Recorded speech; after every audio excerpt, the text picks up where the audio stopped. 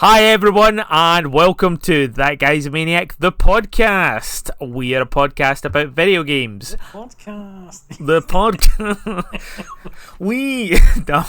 I'm not doing the voice. My name is. Oh God.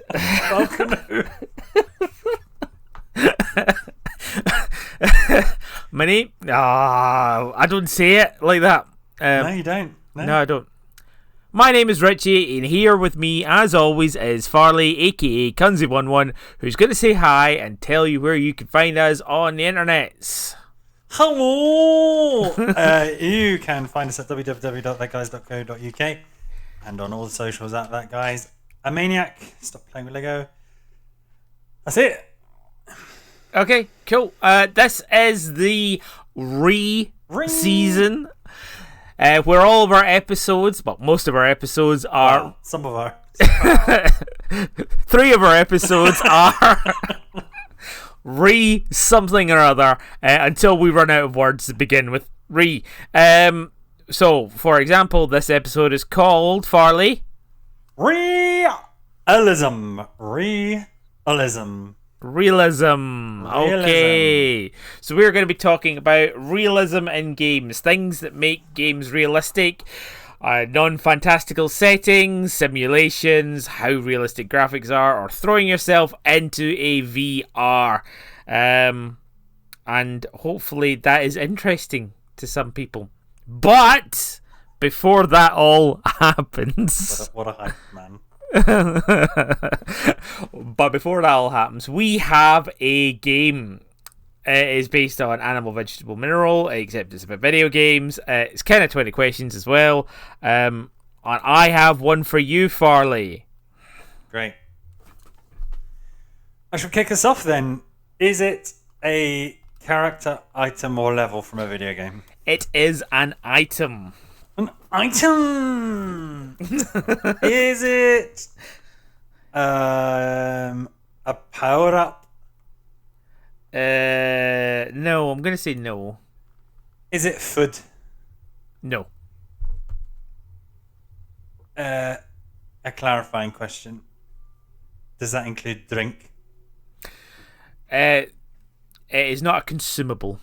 Okay. You've given away more than you needed to there, Chief. I did, because I'm a nice guy. No, me. Is it a vehicle? No. Is it a weapon? I'm so glad I decided to take a drink of water as you're recording a fucking podcast. I know. And it's not like it's a point where you're talking a lot. You had it all day to drink water. Now you choose to drink water. Hey, you gotta hydrate when you need to hydrate. I have to hydrate, but also because my voice is my instrument, I really need to keep it, keep it in check. Anyway, you asked if it was a weapon, and I went, that was a yes. Yes, it is a weapon. It's a weapon. Is it a shooting weapon? It is not a shooting weapon. Is it a sword weapon? It is a sword weapon. Ooh. Is it a magical sword weapon? No. Ooh. It's really tempting to just ask, is it this sword? No. Do it. That's the fun part. That's the fun part. That's what I would do. Do it. Is it the Buster sword? No. Well, fuck. Name another sword. No, that's not my game. Is it from a RPG? No. Is it from a fighting game? No. What?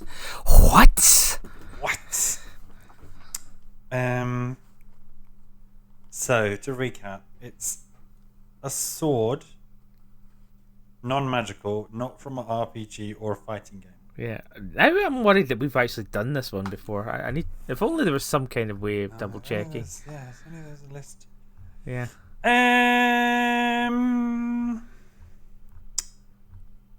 No, is it that singing sword from Who Framed Roger Rabbit? That is not a video game. And although I know it's strictly taboo, Strictly a witchcraft. Shame. There must have been a Who Framed Roger Rabbit video game. There must have been, but yeah, like there's so much Who Framed Roger Rabbit stuff. It's anyway, true. So I'm struggling here. It's not from an RPG. It's not from. Is it from a shooting game? it is not from a shooting game. Jesus, dude. What other kinds of? Is it from a sports game? It is not from a sports game. It is not a non-magical sword from a sports game. Could be from Wii Sports. Give it a sword used in Wii Sports sword fencing. Yeah, okay. Is it from a Mamorpaga? No, it's not. Is it from a MOBA? No. Fuck me. Is it from a real-time strategy game? No. What? Well, that's all the genres. No. Is it from a puzzle game? No. Is it from a action RPG? No, what do they call them? A character action game? Just give me an example of a character action game. Devil May Cry. No. Is it from a survival horror game? Yes. Fucking hell. Survival horror game with sword. Yes. Is there a sword in Resident Evil? Is that your question? I don't know. Yes. I don't know. Is it- I don't know. I have not played all of the Resident Evils. Okay. Is it from a Resident Evil game? No. Is it from a Silent Hill game? Yes. Oh god, is it Pyramid Head Sword? It is Pyramid Head Sword. Does Pyramid Head Sword have a name? No, I just think Pyramid Head Sword is what it is. And when you said is it a power up? I'm like, well, technically it is stronger, but it's also does that thing with your movement and like, makes you do the Pyramid Head animation. No, I agree. It's not power up. It's not, Yeah, that good. doesn't count. Good. Oh, great. Yeah. Sorry. No, it's good. I like that we're doing. We're not trying to outfox each other. It's a fairly obvious thing. It's good game. Well done, everybody. Excellent. Well, shake of the hand. Good sportsmanship. Good sportsmanship. I don't know how many questions that was. Maybe not 20. I don't count. It was up there. It was up there though. Yeah, I think you really, really get stuck. When you said non-magical sword, Yeah. I was hoping that you wouldn't go down that route, but you ended up going down the route of, is it an RPG, is it a MOBA, is it blah, blah, blah. No, get your head out. Get your head out, the fantasy ones. But yeah, it was tough. Because swords, you do think, stabby shoot action thing. Well, also, once it's not a magical sword, okay, so it's just a sword. Is it, is it Master Chief's power sword? Is it a Ultramarines chain sword? Yeah, I think that would be a shitty one to choose. It would, yeah. It's a generic chainsword. Yeah, no, that would be. I wanted something iconic, and I think Pyramid Head Sword was quite iconic. It's good. And it is kind of a buster sword, It is kind of, yeah.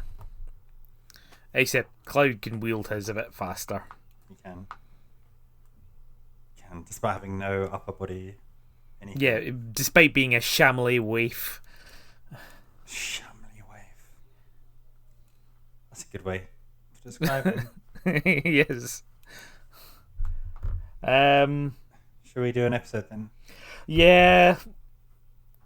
Do we? So, I preferred it when we did the questions. That was more fun.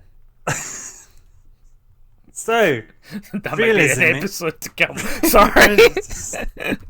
the hype man. Continuity, yeah. Realism in games, Richie. That's our topic from today. You've already given us a wee intro, all the different places we can go.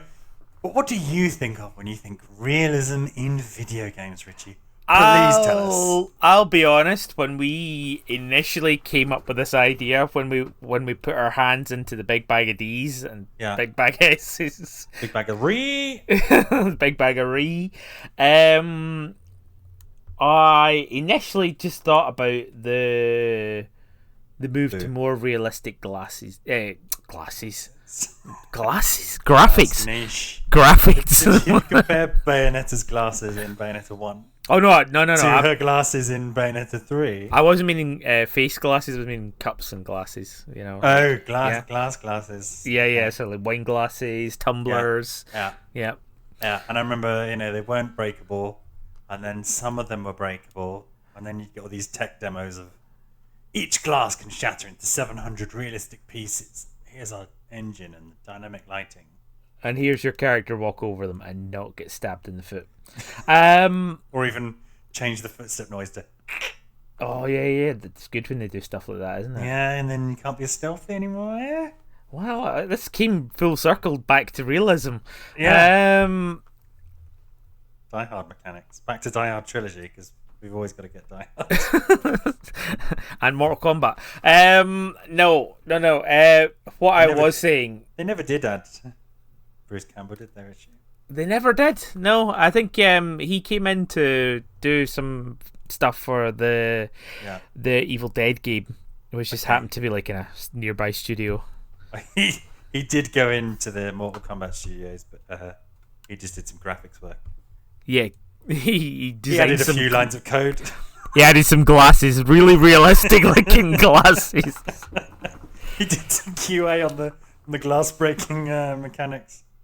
What is a vocal typo? A slip of the tongue. Yeah, because I do it a lot, but I was actually trying to say, to answer your question. It's like an early warning sign, no? Yeah.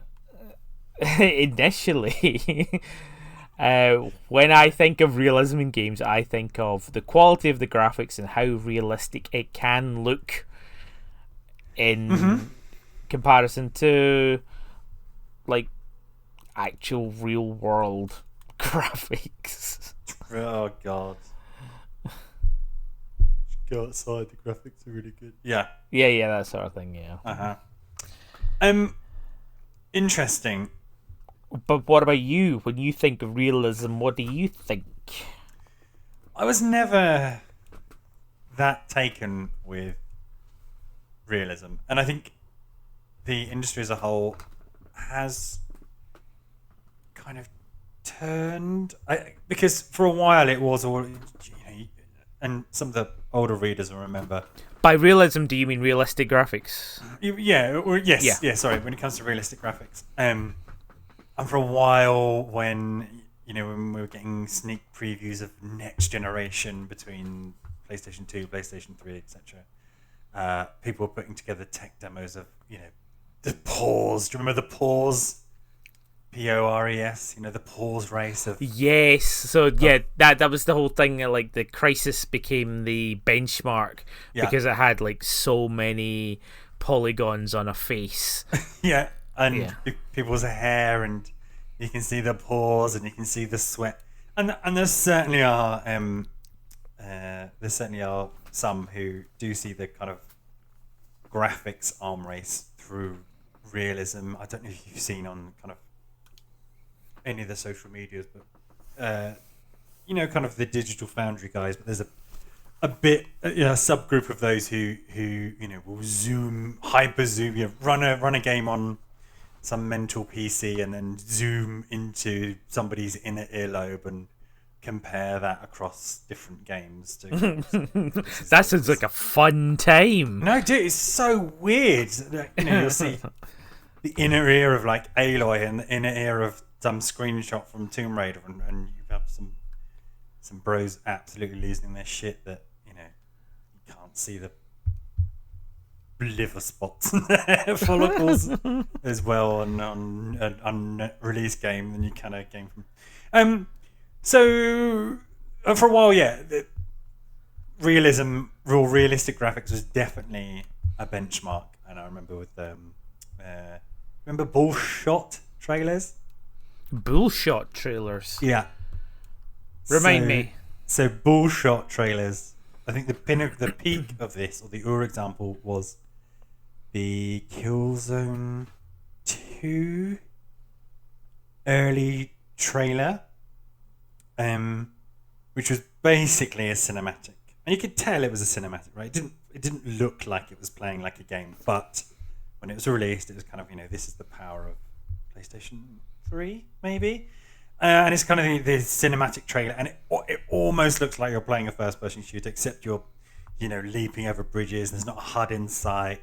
You throw a grenade at a tank, something goes over the top. And of course, when the game released, it looked absolutely nothing like that. Yeah. Much better than anything that come before, certainly.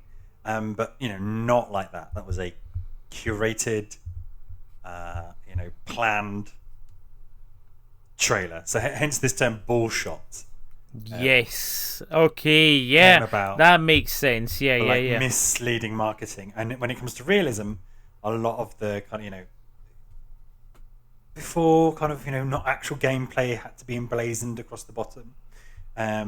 There are these kind of benchmark trailers focusing on realistic graphics. But I think, and I'd be interested to see what you think. I think we got so far towards realism, and then most people are realizing that A, that's actually quite expensive. Yeah.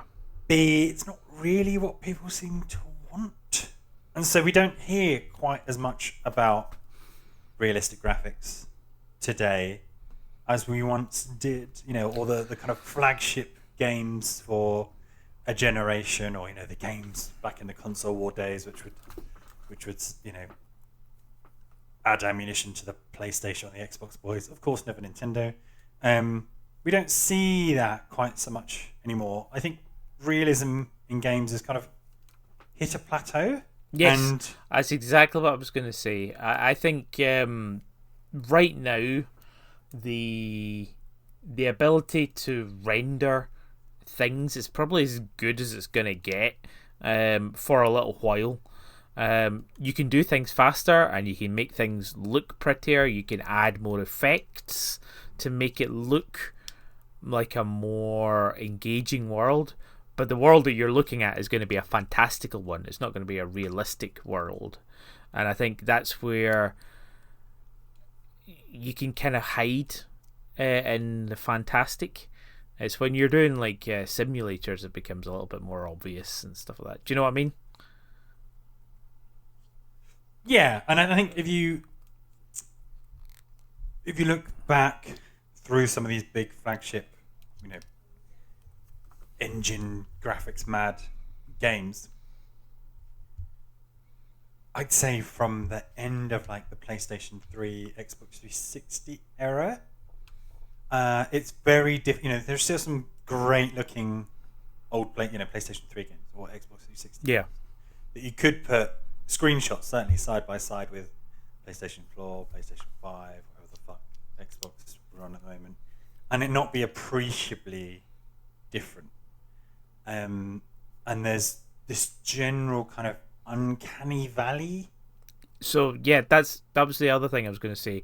So before the plateau, there was, in fact, around the time that our blog started 20 years ago, there was a lot of talk around Uncanny Valley, because with a powerful enough PC, they were able to sort of create good renders of people and make them move. But it was the whole dead eyes and hitting that Uncanny Valley.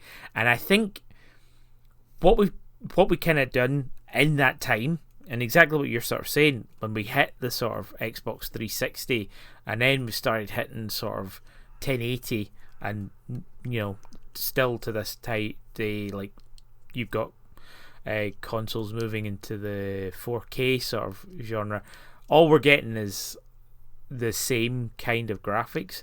But I think when we hit Uncanny Valley, it was kind of like, we need to dial this back.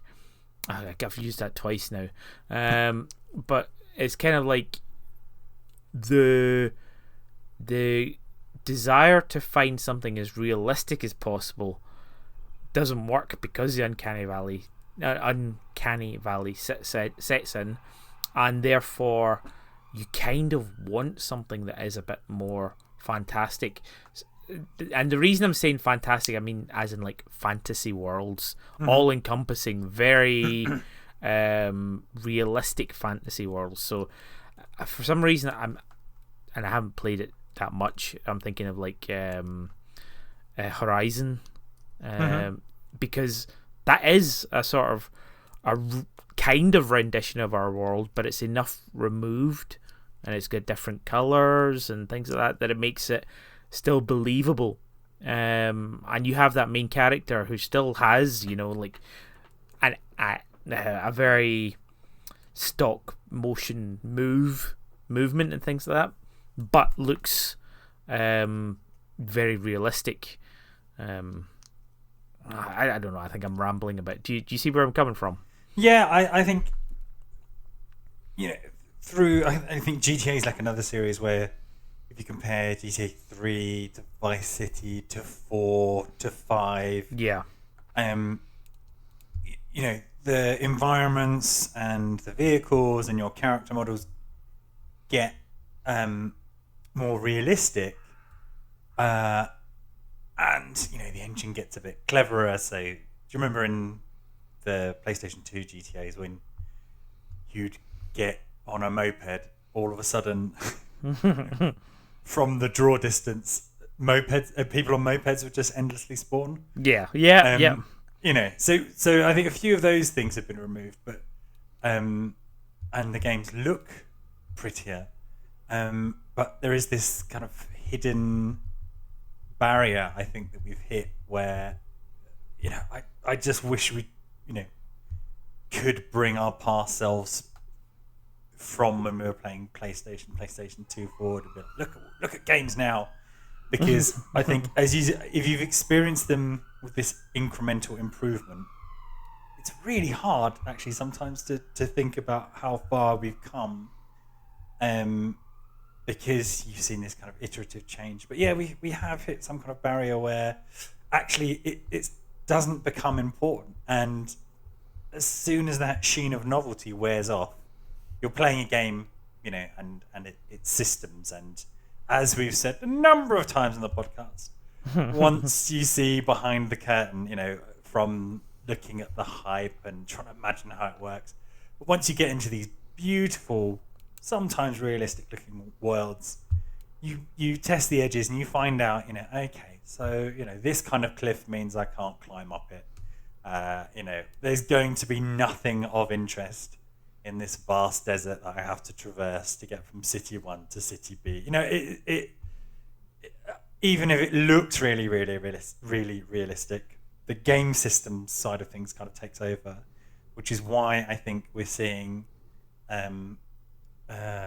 more of an appreciation, or perhaps less vocal complaints about different kind of graphical styles, games which aren't aiming for realism, games which are hyper stylized, from cell shading to kind of the neon aesthetic, which the retro 80s, which from everything from Cyberpunk to Blood Dragon to there's a Saints Row that was set in hell. Was it 4? Yeah, which was all that, and kind of getting away from this idea of realism. And it's interesting to me because, as we said previously, particularly with AAA in inverted comma games all becoming open world. On the one hand, in Horizon, in Assassin's Creed, in Pokemon Scarlet or Violet, you do have this vast open space, but your brain just finds it uninteresting because that once you've scaled the highest points and picked up the pickup, there's nothing to do. That there's nothing to do. It's like, I know exactly what you mean, because instead of like the limitation being, hey, you have to, like in the days of Commodore 64, you have to complete everything on this one screen. Instead, you've now got complete this thing, except it is a miniature version of the USA, and like it just changes the scale, but it doesn't necessarily make it more fun and engaging. No, which is why I think I much more enjoyed playing Final Fantasy VII Remake, even though, if you drew a map of your progression, it is linear, right? Basically, you're running down a series of corridors. But that arrangement and, doing the bullshit side quests like helping out kids or finding cats, finding cats, that becomes far more compelling than okay, you've got the entirety of Gotham City to glide across. Oh my god, yes, yeah. Although, you've got the those stupid swords in the ground in Scarlet and Violet to find, and it's like, I'd much prefer a little bit more bespoke, curated thing, which is on paper less realistic. Maybe not in terms of graphics, but in terms of game geography. You're not hemmed in.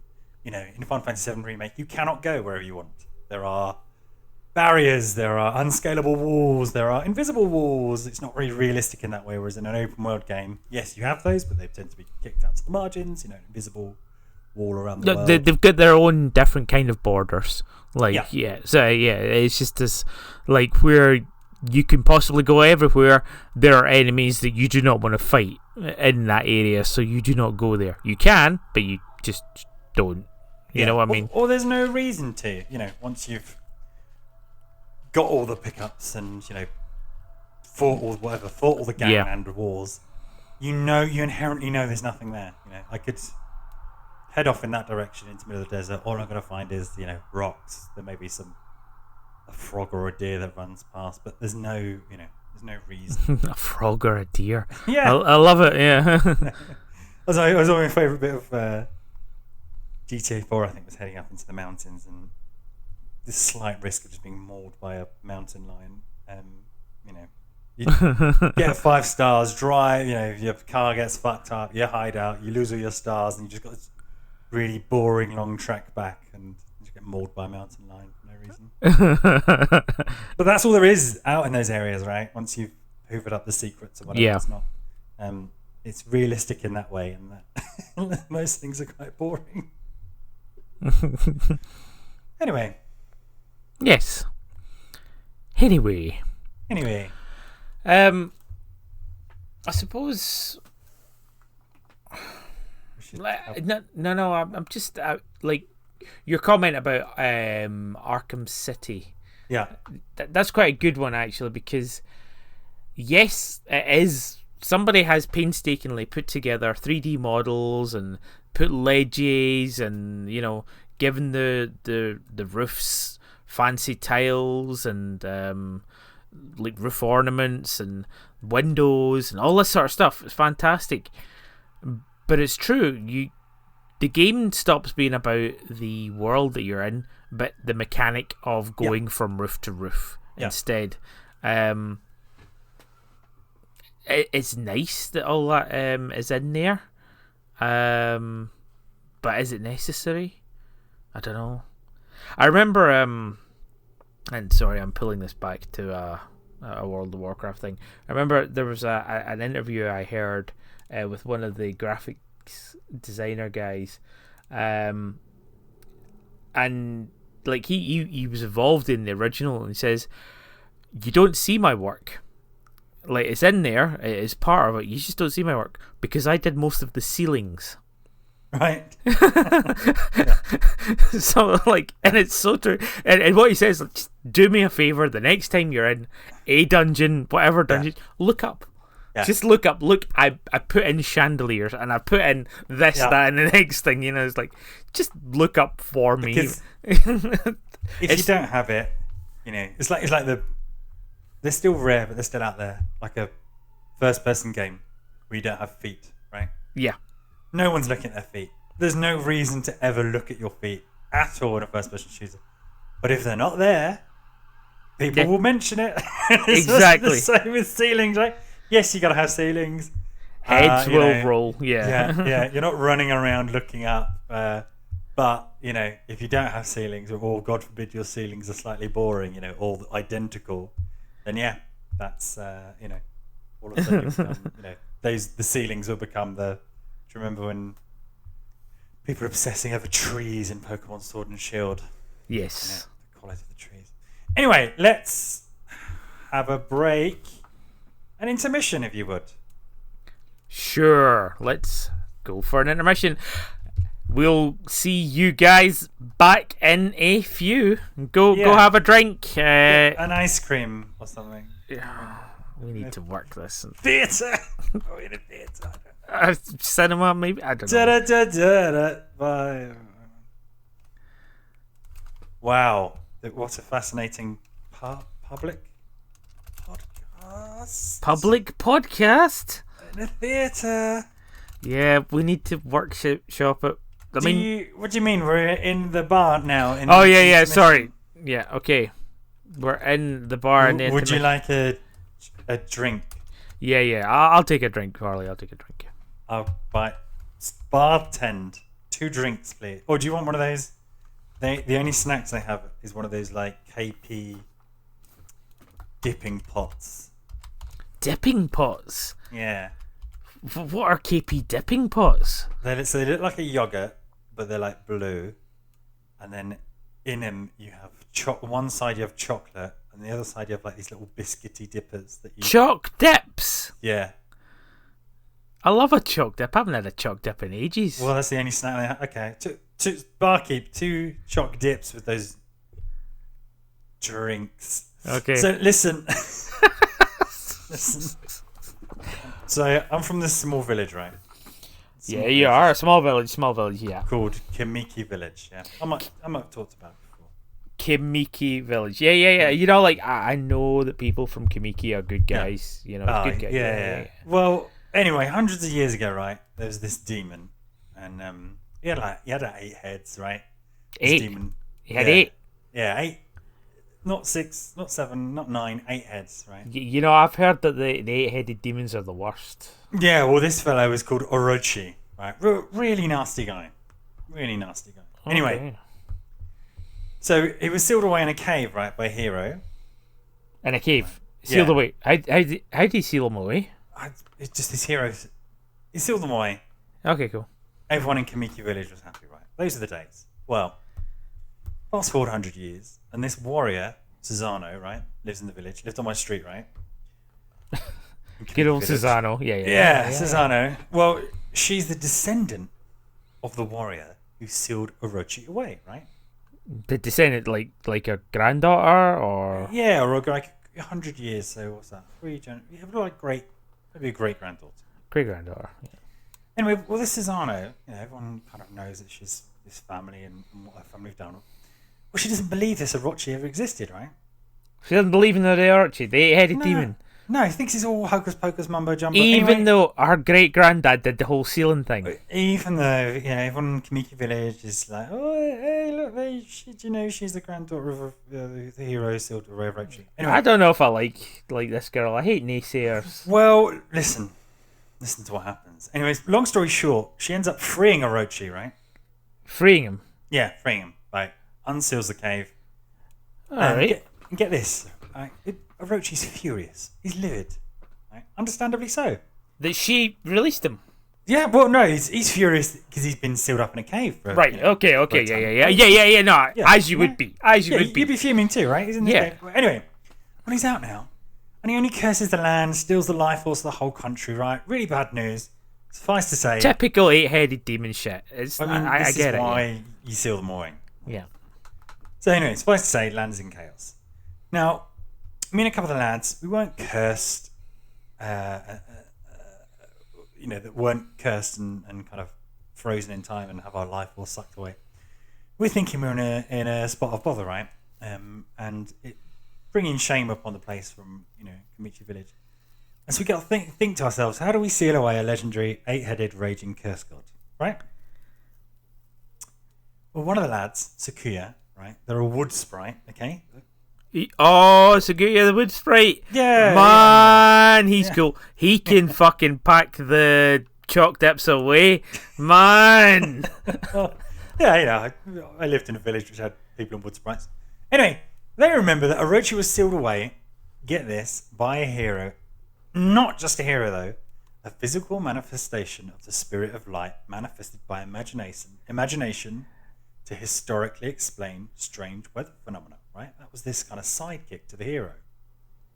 Right. And, the legends kind of forget it because it's a bit of a mouthful. Anyway, this wood sprite thinks that they remember how to summon this celestial being. So we head down to see it, right? Maybe for a laugh. See, maybe nothing happens, but, it's bleak. Anyway, the summoning goes well, right? And this legendary beast of light is summoned. Everyone's a bit dazed, keeps standing around looking a bit like a lemon. So, and unlike me, right, I get a bit of courage, filled with some inspiration. Chalked up, fueled. Yeah, fueled. A bit of choc dip and biscuit goodness. Anyway, so somebody needs to ask this beast to bring about peace to our land and seal away this 8-headed... Hang on. What kind of a beast was it? Well, so I summon up the courage, right? He's summoned and he's standing over there looking the other way. So I'll go and have a word, and you'll never believe this. If you... Oh, I think I know. Go. Talk to a fucking dog.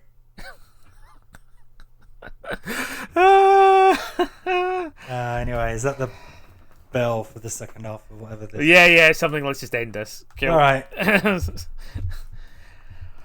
Right. Realism in games.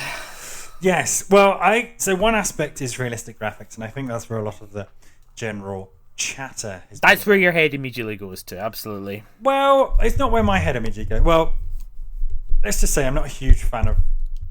Not a fan, but to me it's not been the most important. Yeah, sorry, I was meaning more the general consensus is when you think realism game, you're thinking graphics,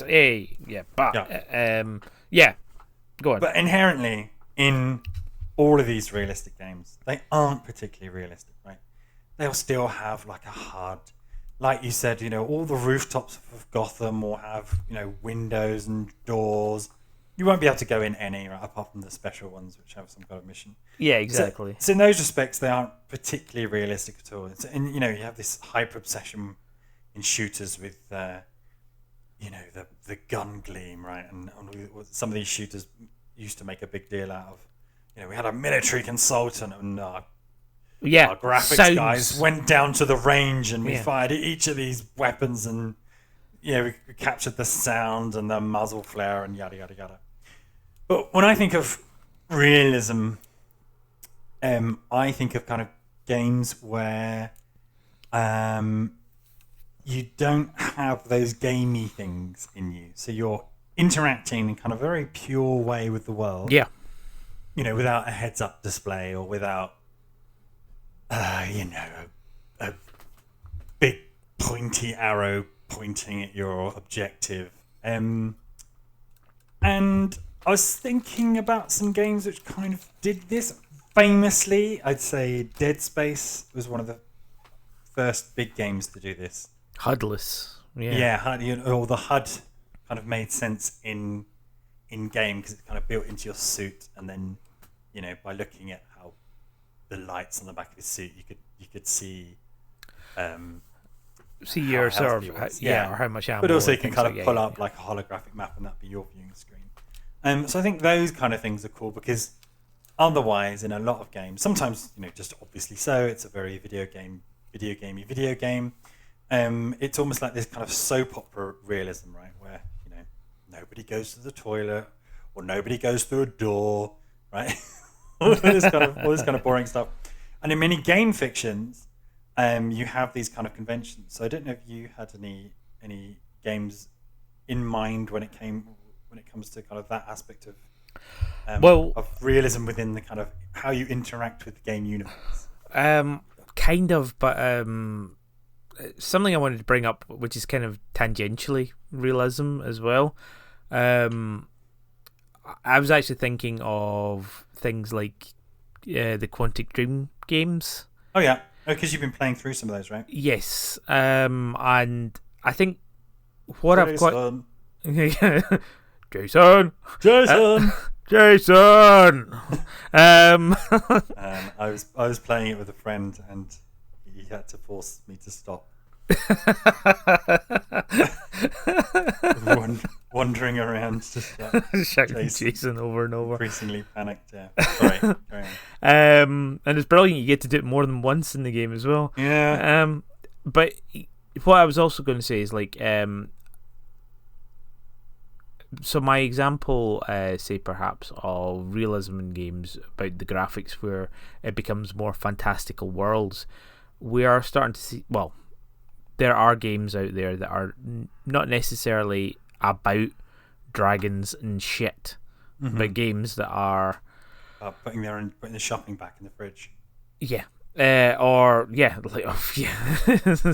Going for a shower, remembering to wash your hands after going for a piss. Putting the plates out properly. Yeah.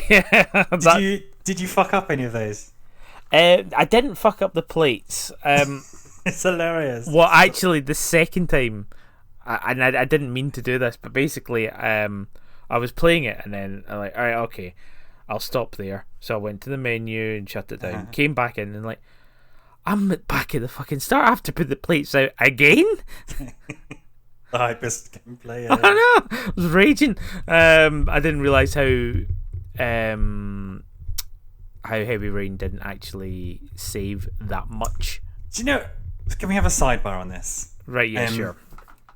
Because with modern games, I don't like how many of them completely hide your saving and loading mechanism. So I've had this with a couple of recent games I've been playing, where it's not obvious from the menu, that you can't pop up a menu and say, actually, I'm going to save and quit. Yeah. And it saves. You just have to kind of quit, and it'll pop up a message saying, oh, if you quit now, you'll lose this, but you won't gain this. And yeah, I don't understand how it's not just become ubiquitous that you either have, perfect on-the-fly save states all the time, or, you have to go to a menu and say save and quit. Not, as you've experienced, and there were a couple of games that I was playing. I think it comes with age. I think most modern games now save at very, very sensible and frequent points. I think because Heavy Rain is, I don't know, like 15 years old or something. Yeah. Well, and I don't know, because I was playing Lego Skywalker Saga. Yeah, okay. Fairly new, maybe 2 years, if that. Yeah, but I would say that the Lego engine hasn't changed that much. Anyway, so if you're playing through the story, you quit and shut down. Yes, it has also saved. But when you load up, you have to sit through the fucking, episode 7 scroll text. Oh, God. Every time, yeah.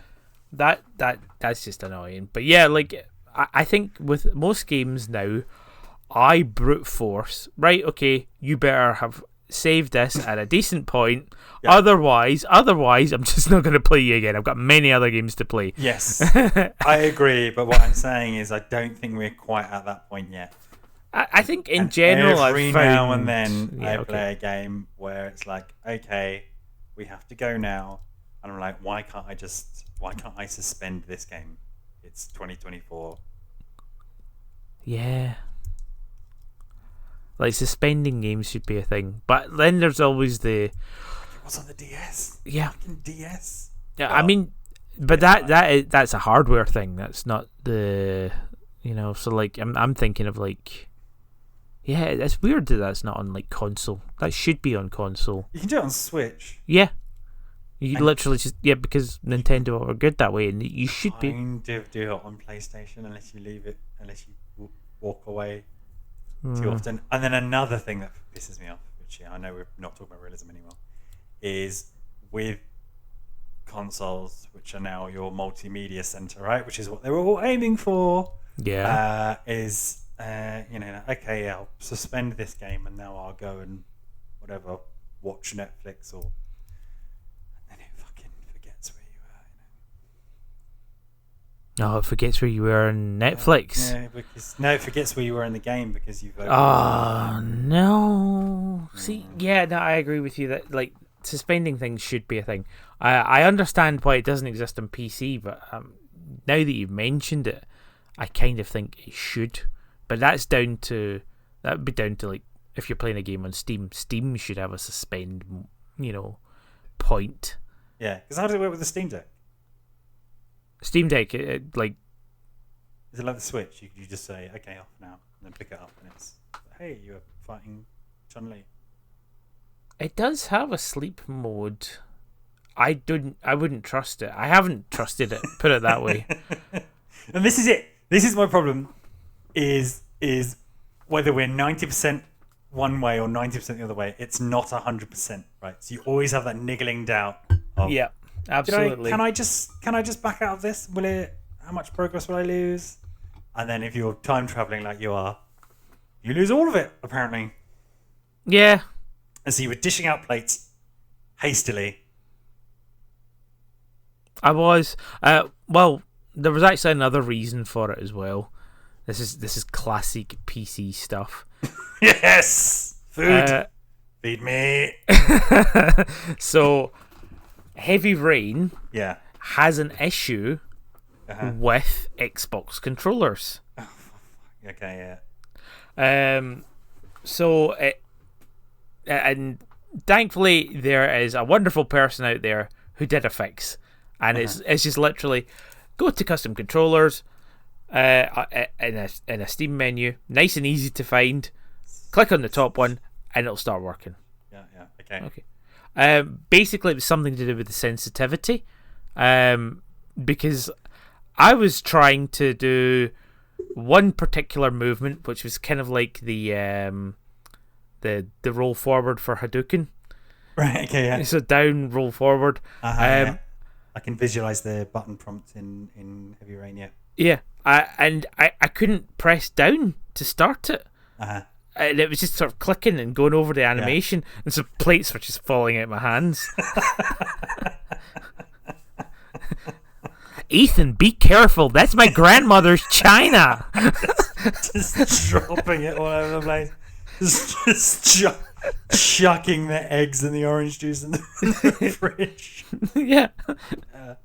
You deserve to have son kidnapped. Yeah. Anyway, it was actually quick and easy to fix after a quick look on the forums, but fucking PC games where that sort of thing happens. Yeah. But I was just like, oh my god, what is wrong with the controls of this game? Mm-hmm. And quick Google, and like, oh right, okay, there is a weird thing because it's an old game with compatibility with Xbox controllers. All right, okay, great, cool, fine. Right, let's get this back on track. So, realism, we were talking about HUDless displays. Yes. I briefly took us on a tangent of games that are not necessarily about fighting dragons or powering up or killing X million zombies. It's actually day-to-day stuff. But what's interesting, particularly about the Quantic Dream games, and I don't know, did you ever play Fahrenheit? I did not play Fahrenheit, no.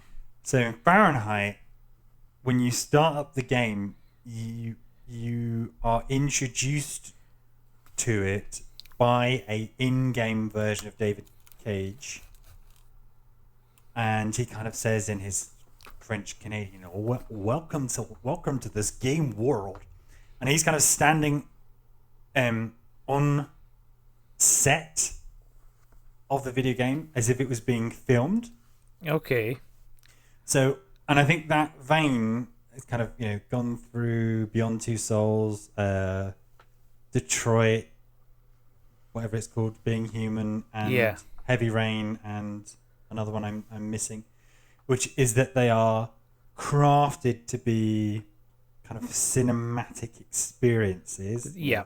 And he's often touted as like a video game auteur. But I think, but actually that's a theatrical move. So when you start these games and you are doing trivial bullshit like having a shower, putting some clothes away, tucking your cock back after a piss. None of it's important to the game, right? It's all kind of. Well, some of it is. That's the thing. Well, it gets there, when you're being chased from offices by alien bugs or whatever.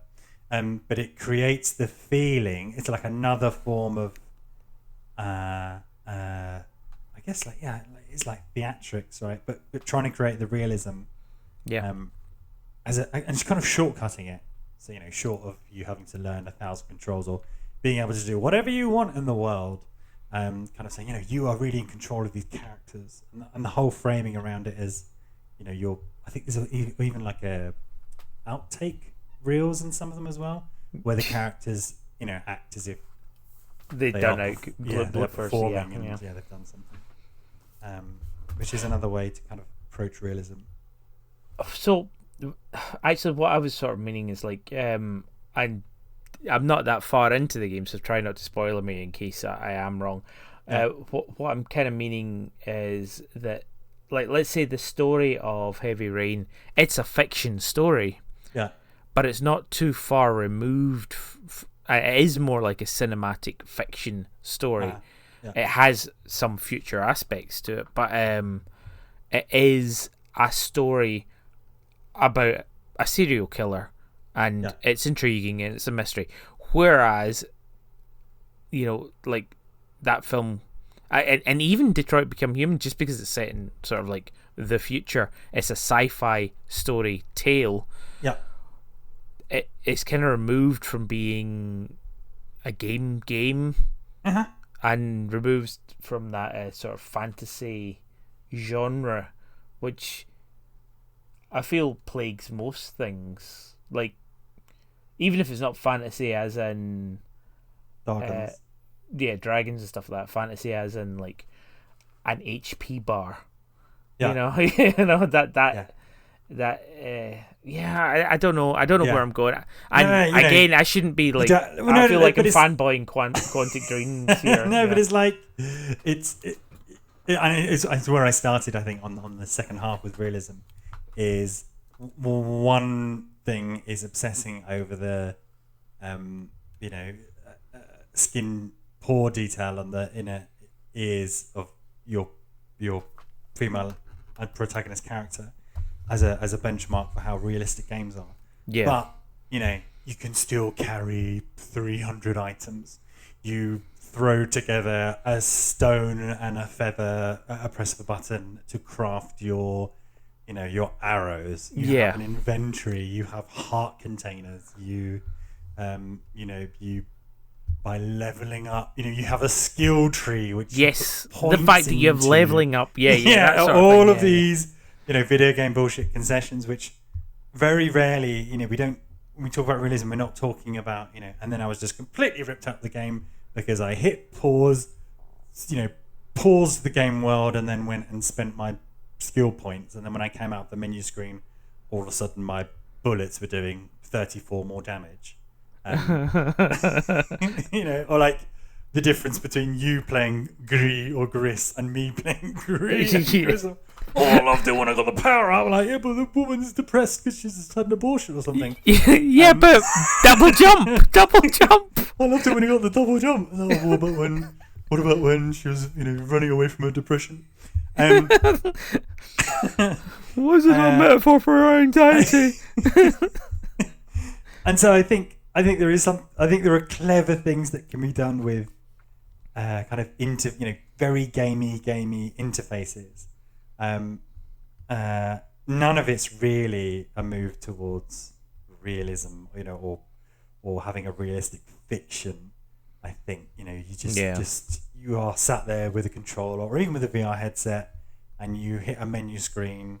All these conventions, and then we talk about once you're in it how realistic or not it is. But then if you try and get a non-gamer to play it, they're like, what the fuck is all this video game bullshit? Why is R2 go forward? And you're like, what? Well, it is. Yeah. But it's not, but in real life, driving's a pedal. Look, R2's forward, that's it. Just accept deal with it. Yeah. Deal with it. That's the kind of game fiction that we just are so well versed in that you don't even incorporate it into the reading of it. So true. Yeah. It's kind of a slightly higher barriers to entry. A last thing I was thinking of in terms of realism is a game which I mentioned enough, perhaps too much, called Deadly Creatures. Okay. Which is where you play through as a spider and a scorpion. Yep. And that game sat with it's a Wii game, but I still think about it often because the aim of that game is you're yes, you do advance the story, but the scorpion's not going around thinking, oh, I better help this woman out. You're just being a scorpion, right? And that's how you navigate the world. I think there is some leveling up bullshit, or you do kind of Metroidvania unlock the moves or whatnot. But for the most part, you're just a scorpion or a tarantula going through the world. And that's kind of another version, or it's a very realistic game in that you're not, some kind of alien, and you don't have power-ups, and you're not in you're just going about your business as a tarantula. On a similar note, the game Stray, where you're playing as a cat, that is quite similar. I liked that you were playing as a cat. You could do such things as scratch the carpet and and all this sort of stuff. And yes, you're interacting with robots. That's absolutely fine. However, you power up and you get a robot that plugs into your back, and you can then shoot evil bad things. I stopped playing that game. It's literally at that point where I got that power up, and I'm using that in its term. And it's like, this isn't. It isn't what I wanted it to be. Yeah, and it I just went to be a cat the whole way through. Yeah, it's poorly executed because suddenly this thing can talk to you, except you're a cat and you don't understand. What would have been great? Maybe there's a mod. When Charlie Brown's teacher's talking. But actually it does that, except it's written on the screen. Yeah. Ah, boo. Yeah. You just got this robot babbling at you. No idea what it's saying at all because you're a cat. Yeah, no. You get stuff like, oh, you got to follow the arrows to get to. But yeah, I think that game was pulled out of what was potentially a really fun idea. Yeah. And it was puzzly. I was enjoying it up until that point where suddenly I've got this power up robot on the back, and it's like, oh, that's shit. Yeah. Shit. Oh, it's a video. Oh, I am playing a video game. Okay. All right. Yeah. And video game stuff. Okay. Yeah. All right. I'll be your cat. This quote's must be 30 years old. Yeah, I know. It's so ridiculous. But yeah. Yeah. I suppose the last one is immersion, which you've kind of been talking about, but with VR. You've played. I haven't played any VR games. I have. I get really claustrophobic. Interesting about them is because it is such a sensory overload, and because so many people do immediately hurl, and because you've got a headset and you're probably holding two controllers. They can be, in all the ones I've played, the most video games you will ever, even though a huge advantage to that technology is you could do away with all of it because, it's your movements and your motion, and yes, you're still pressing buttons to a certain extent, but you could go for a really, really natural, and there are some games like Beat Saber where it's kind of intuitive what you're doing because you're moving your body in a way that Just Dance was doing, or Dance Dance Revolution was doing however many years ago. But yeah, a lot of things hit you really, really hard with, here is the hardness. I guess it's literally hard, but yeah, it's a real video game. I think there's also issues with potentially being too immersive. So actually, some of those reminders that you are in a video game are necessary. Yeah, I think famously the Resident Evil, where you're at the table, and like people, you just got those TikTok videos of people playing it and screaming and running and falling into walls and stuff like that. Yeah. I don't. Yeah, see, that does not appeal to me at all. Like scary games, like when I was playing through like Resident Evil 2 and Resident Evil 3 remake, there were points where it's like, I'm going to pause the game, and I'm going to walk away, and I'm going to stop being so, fight or flight on the edge of anxiety about this game. And that is with you, that is mitigated with you sat with a controller in your hands out across the room.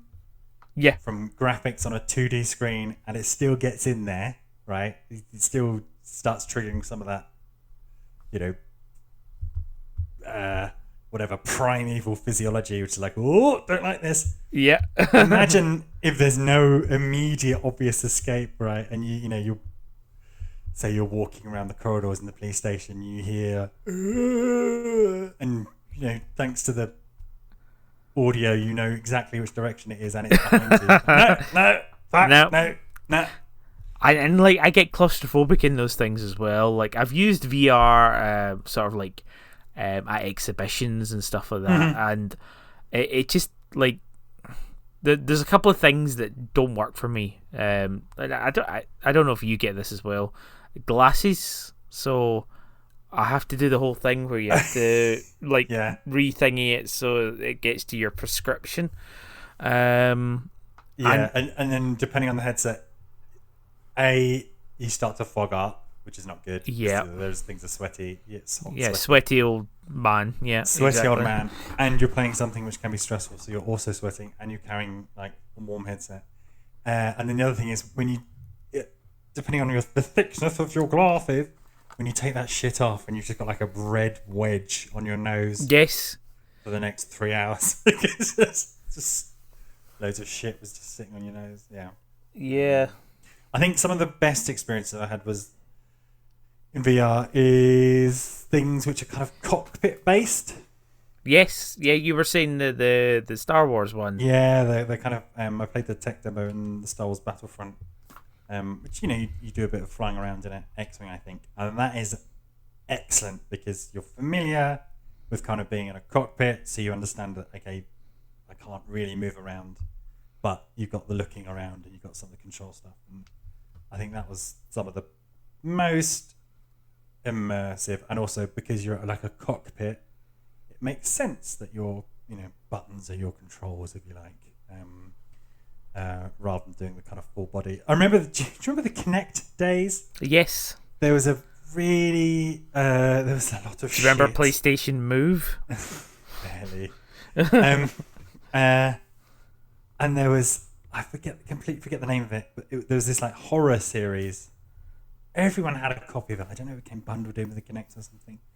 And you kind of, the way to win is to just furiously flail around to kind of punch these zombies and stuff. Right. Okay. It's kind of like a horror flick type setting, where you're in you're in a train or something in Eastern Europe, and then the train crashes and there's 8 of you and then there's 7 of you, and that was A, ridiculous, but B, fun. It was one of the funnest Kinect games, I think, because a lot of the others just didn't work. But any sense of realism goes away when you encounter a bad guy or whatever, and you're just comically kind of fake boxing, flailing. Yeah. And that's also the best solution to it. Yeah, it's just like it's like mashing the button. Yeah, it's the physical version of mashing. Yeah, and sadly, Kinect went the way of 3D television. But there's a new one for Microsoft HoloLens or something like that. Oh, really? Yeah. What I'm most disappointed about is that a lot of the promise in VR now just seems to be driven by, and you can do your emails wherever you are. It's like fucking the potential of this technology. And you talk about pulling up, your emails sat in the living room. Jesus Christ. Well, I mean, have you watched the video of the Apple headset? Just all of it. Just Watch like it's like it's a long video. Don't get me wrong, but the stuff they're doing is insane. Have you actually seen anyone wearing it yet? is it insane, or is it insane, or is it just actually all of this is done better by existing technology, and I don't look like a massive twat, and No, but everybody's going to look like a massive twat. That's the thing. No, they're not, are they? And also, the best a lot of these things can imagine is, and then you have to schedule a business meeting. So I don't struggle with scheduling a business meeting. Like the barrier to me scheduling a meeting isn't that I can pull up my fucking calendar on a headset. Like, Rise of Nightmares is the Kinect game. Rise of Nightmares. Okay, Yeah. that sounds so generic. It is. That's no wonder I couldn't remember it. But that was probably the best Kinect experience. I remember there's these sexy Russian ballerina twins. You had to cut their arms off. It was schlocky but fun. But yeah, no, the Apple headset, like I got forced to watch a video of it. And I was like, really? Like, so you wear the headset and it creates fake eyes for you. Oh, yeah, I've seen that on But depending on, and the thing is, like, you can have people talking to you. Mm-hmm. If you have 3 different people talking to you, the eyes will look like they're looking at you. Oh, wow. Yeah, that's really weird and creepy. Yeah. But also, in your world, you can have them as floating heads, not necessarily people. And at the whole time that you're wearing it, it's actually making a computer rendition of the world that you're in as well. So creating little HUDs and stuff like that. So it's basically like turning reality into a video game. But a boring one. Yeah, man. Oh my god, we could go full circle. Yeah, it's like as you're taking the plates out. Yeah. It's like, I'm sorry, you need a hardware update. We can't sync your plates. Sorry, honey, I can't lay out the plates tonight because Apple needs an update. I think the worst, maybe it's the same trailer, the worst bit of it is there's a guy who's sitting in his office and, everyone does the Minority Report thing, right, which is so weird, where you have like multiple floating windows and you do some hand movements and they all fly off. Right? Yeah. And at some point it's like, show me whatever movie studio licensed film has sponsored the Apple advert. And so he's sitting in his living room with like a virtual flat screen TV showing. It's like, dude, you just watch a TV. Just watch a TV.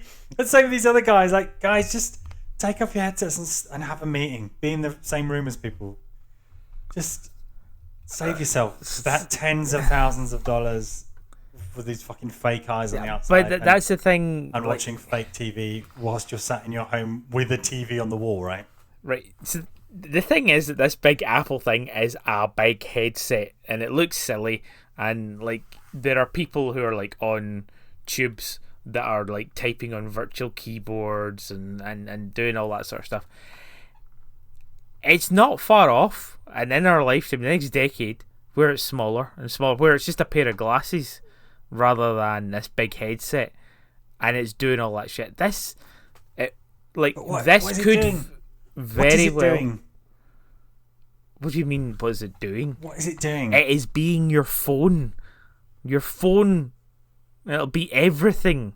It'll be, you can browse, you can use apps, you can. Oh God! Can you hear yourself? I know. And I can use apps. Oh boy! No, but that's. I'm not saying it's a good or a bad. Farley, I'm not saying I could do work on my commute. I'm not saying it's a good or a bad thing. I'm just saying it's an inevitability. Possibly. I don't know. Look how Google Glass just completely failed to take off, and that was. Yeah, but the technology wasn't there. Yeah, exactly. I mean, they're still proposing to do the real thing. Not the real thing, the same thing. But that's the thing. looking at that tech, and I know that it was very sensationalized and all that sort of stuff.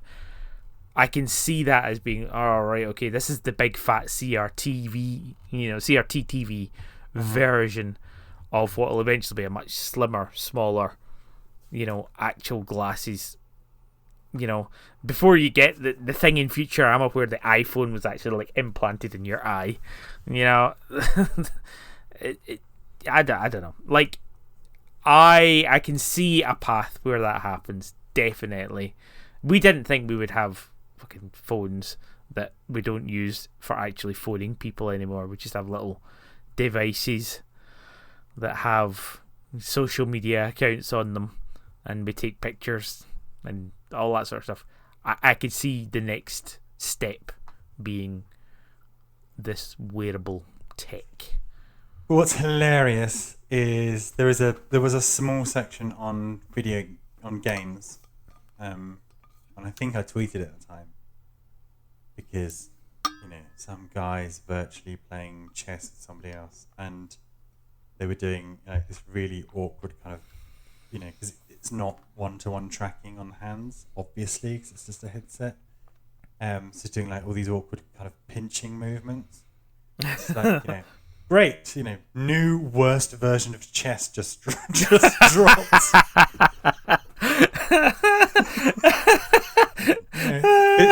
Physical chess is right there and not going away. Like, chess simulation has been such a big part of the development of video games. Some of the earliest mobile games were kind of chess playing. Some of the perennial most popular kind of background games is virtual chess. The language of it.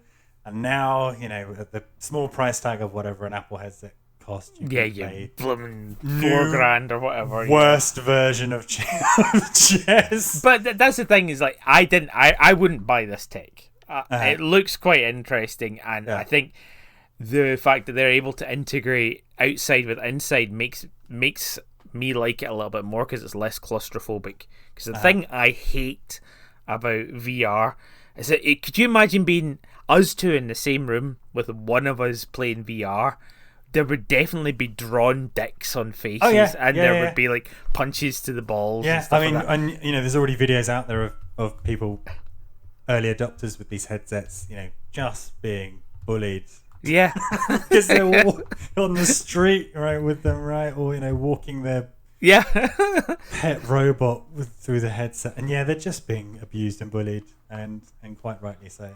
But the thing is like, as much as we can protest, I think the march will sort of go in that direction. Of course. Yeah. Of course. But like, and that scares me. But I like the idea of this tech integrating the outside with the inside a little bit more. It makes it feel, like you're being able to see and hear people in the real world. I know you could just take it off and do that, but but the thing you have to look at from here, and even with the chess thing, is this is an early version. Once they get that right, then that technology is going to get better and better and better and better. Yeah, I think perhaps lastly, because we've been going on, I think one of my wishes is that instead of in these kind of advances of productivity software and technology, instead of trying to replicate an imaginative office-based business, so with the metaverse and all the tech demos we saw of that, the kind of its height, when the height was its highest, was these tech demos coming out of Meta, which is that you've created, just it blows my mind. You've got this amazing technology and you've used it to create like a really boring virtual conference room, and then everybody is sat around a table. This is when they didn't have legs. Yeah. And it's like, with this technology, why don't you take a page out of Ready Player One, or all this sci-fi, not everybody has to see the same thing. So why aren't you having your business meeting, inside an Aztec pyramid, and everybody, or under the water, or yeah, or but floating around inside somebody's bloodstream as like Osmosis Jones whilst you're sat on red blood cells. But I mean, we're not far. Like again, like that's already a thing. Like I don't know if you use Google Meets or Zoom or stuff like that, putting those backgrounds on and having like things floating around. Like that's not far off. If they can get people to actually use it as a meeting room, which I feel is the bigger hurdle, then they can do that sort of shit. You know, I would I have a lot of meetings of people who are based in different countries and different regions and all that sort of stuff. If one person sort of said, "Hey, we're doing this on Meta," like I don't know, like if my company was to say, "Hey, yeah, we're switching over to Meta headsets now," and like, oh, really? There were a lot of people who during the lockdowns, would. So this is a perpetual story, which I suspect is fake because I've heard so many different versions of it.